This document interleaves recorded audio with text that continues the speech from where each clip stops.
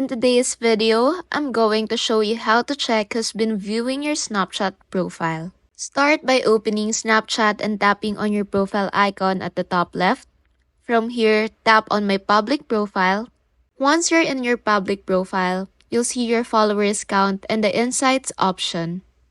Tap on Insights and you'll see the metrics like public story views and profile views over the past 28 days. While Snapchat lets you see the numbers of views, it doesn't show the exact names of people who viewed your profile.